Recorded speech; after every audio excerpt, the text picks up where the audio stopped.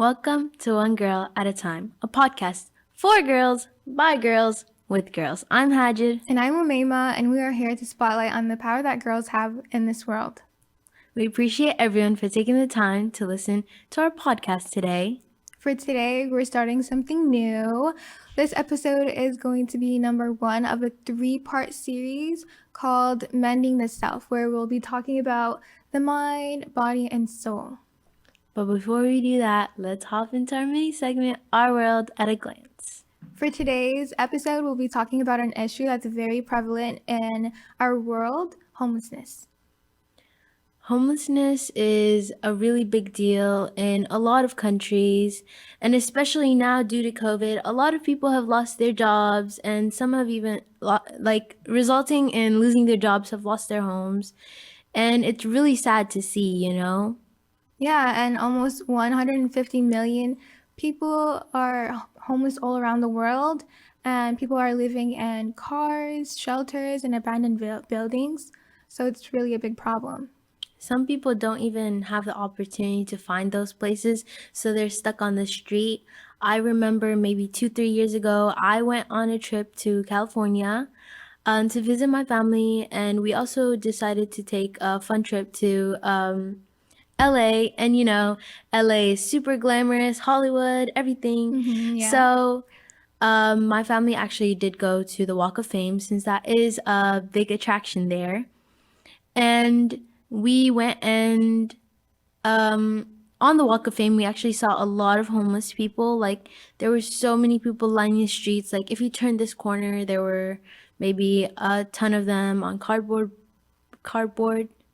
And it was really sad to see, knowing the privilege I had to be only there on vacation, have a roof over my head. And me being almost 12 or 11, I did want to do something about it. I did feel really bad. But what does a 12-year-old have? No money, definitely not. So after seeing like people after people with no homes on that street alone, like that Walk of Fame, I sort of became desensitized. I was like, there's nothing I could do for them. So I don't think it's only you. I feel like since homelessness is a really big problem in big cities like LA, you'll see one side of the city that's full of wealth and the other side where there's people under bridges and things. So I feel like because people are so used to seeing that type of image, they really don't feel anything anymore after seeing that for such a long time in their lives. Especially now, like after seeing all of that and becoming desensitized, I feel like I have a lack of empathy, and maybe a lot of other people might relate to me and also lack empathy now. Yeah, and as humans, we need to actively practice empathy. That is what makes us human. So, what are some ways that we can help? One way is donating clothes, and helping out at local shelters. You can also volunteer at those shelters, fundraise. There are organizations that work actively to help homeless people. You can fundraise for those organizations. You can become a part of those organizations. Yeah. And really, it's just important to try and make a difference in the world. Yeah, being a part of something that is bigger than yourself is really important. So we encourage you guys to go out there and make a change. Yes. So that concludes our World at a Glance segment. Yes, and this episode will be talking about taking care of the mind. And I think it's especially important because as girls, high school girls, we have so many things that are on top of our heads. Like we have to think about college and volunteering and all these things. And it's hard to have like a social life and balance everything out. So, a result of that is, according to the Anxiety and Depression Association of America, over 2/3 of teenagers taking antidepressants are girls, and that's like a really big problem. 2/3, that's a lot of people. Like, that's a big majority. And with the mind, what includes the mind is your emotional well-being. And there are a lot of things that affect your emotional well-being. One of those things is social media. Yeah, and just how things in your life affect how you feel, meaning if you feel sad, happy, or even, have feelings of apathy and, that type of things, it really does affect and has a big toll on our motivation and our, you know, purpose, I guess. And try to find things in life that, feel, trying to find meaning in life and just time for yourself.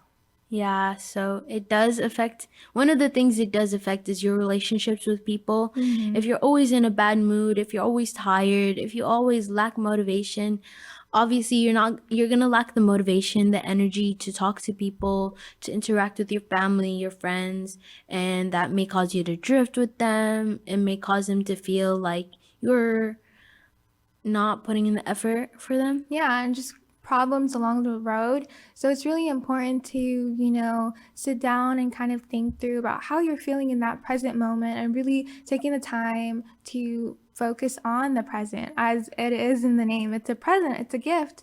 Time, time is very important. Once you lose it, you don't get it back. So some things that affect our emotional well-being are social media. It can affect you positively or negatively. In the positive aspects, it can affect you. You can have a social emotional support group. You can have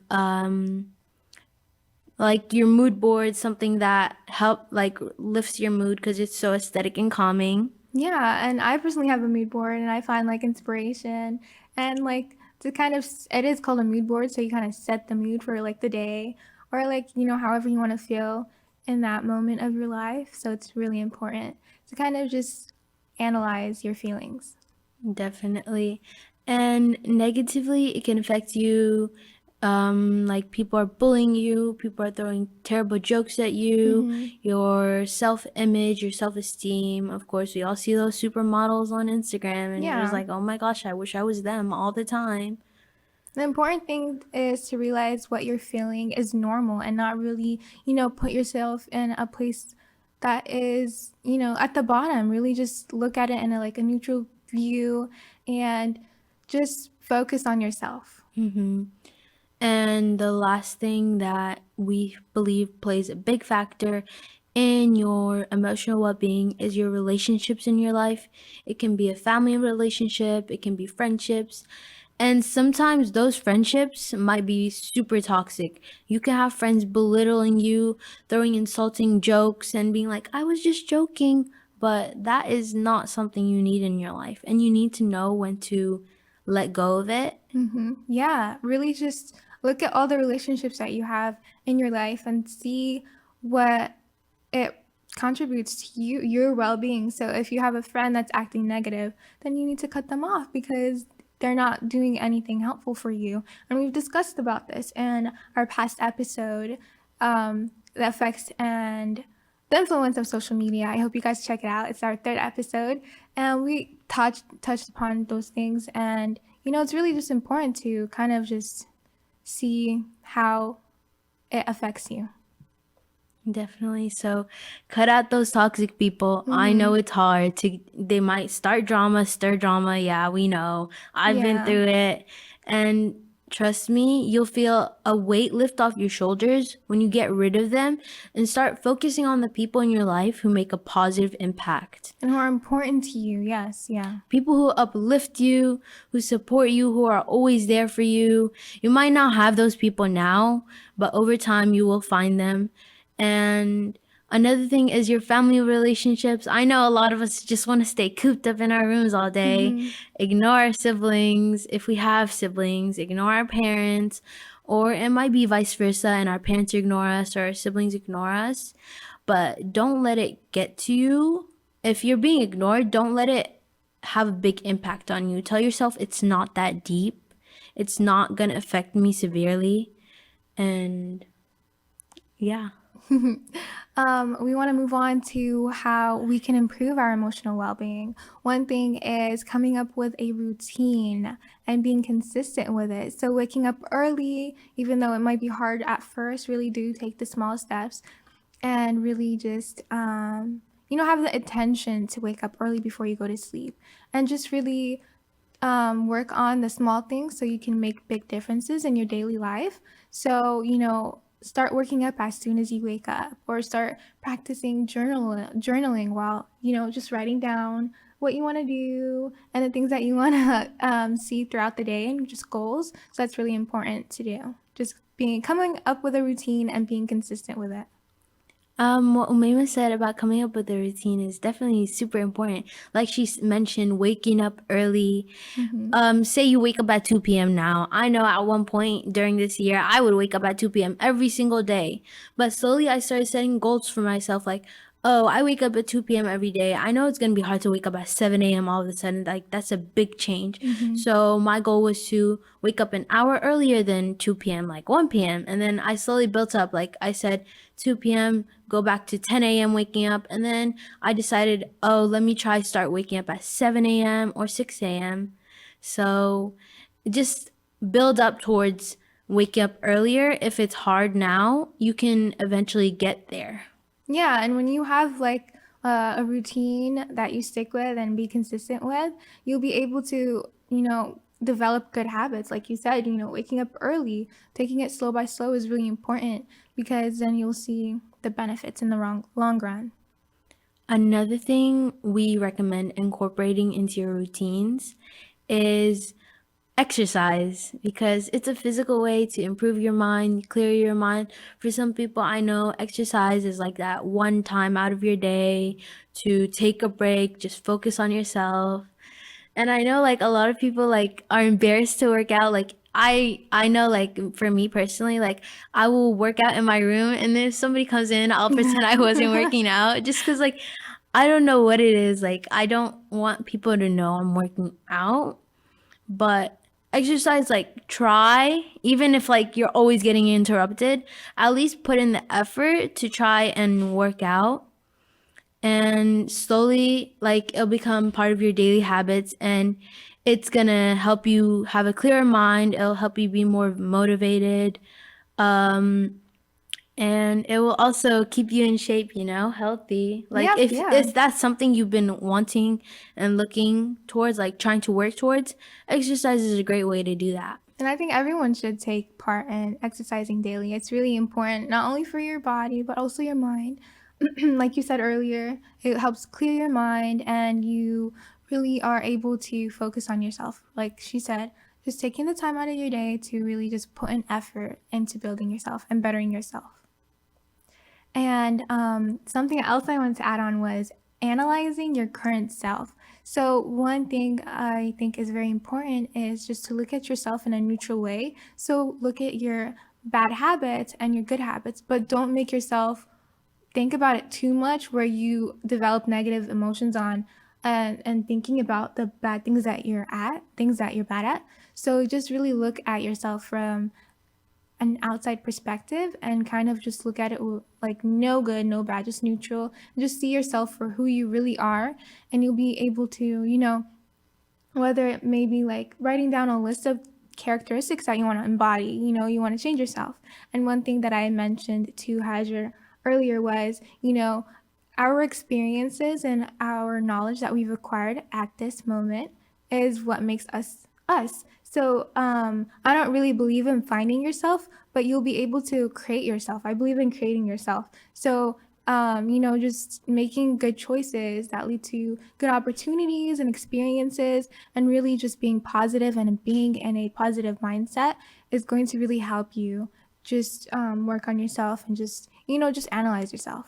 And another thing, like Umaymah said, like those experiences, and we're not saying all those experiences were good. Like some of those experiences were bad. Like those experiences, those bad experiences have made you who you are today. Like I would not be here. I know for a fact I would not be here without the bad experiences in my life, because they were equally as important as the good ones.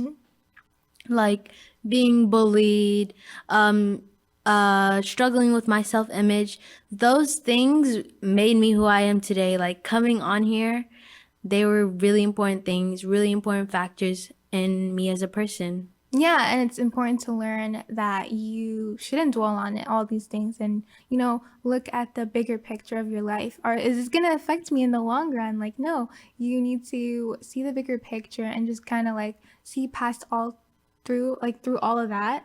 So yeah, it's important. And one thing I want to talk about is also practicing detachment. So, looking at yourself and the things that you have, life is so short and temporary. We're not going to have everything forever.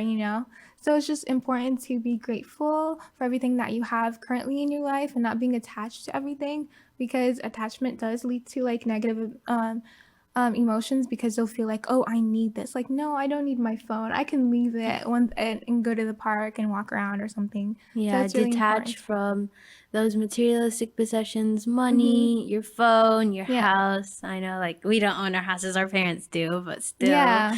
Um, and at the end of the day, none of that is gonna matter. The amount of money you have, if you live in a big house or not, if you have the latest phone, none of those things are gonna matter compared to if you're a good person, if you were genuine, if you were sincere. That's what people are gonna remember about you the most, if you made a difference in the world. Yeah, I'm mentioning back to the sincere part. It's important to be sincere to not only others, but yourself. Being honest and just, being grateful and just practicing gratefulness. I can't stress that enough. Gratefulness is the most important aspect of almost everything. I have this food and this ties back into our world at a glance segment, like homelessness, like being grateful for having a roof over your head, being grateful to have food, being grateful to have a parent or even both parents together, being grateful for clothes. Yeah, and if you're in a bad place, you might not be able to see all these things around you. And that's why it's important to kind of take yourself out there and like, no, I have something that I'm grateful for. I have something that I'm happy that I have. So it's really important. Definitely. So always keep that in mind. And thank you for tuning in today. Check out our Instagram at OGAT Podcast. You can send us a DM, feedback, Yeah, talk any with questions you us. might have. And we will be releasing a vlog soon on YouTube. So definitely make sure to check that out. Yeah, stay tuned. We have a lot of exciting things coming up for you guys. And that concludes our episode. Thank you so much for listening. I hope you all have a Bye. great day. Bye.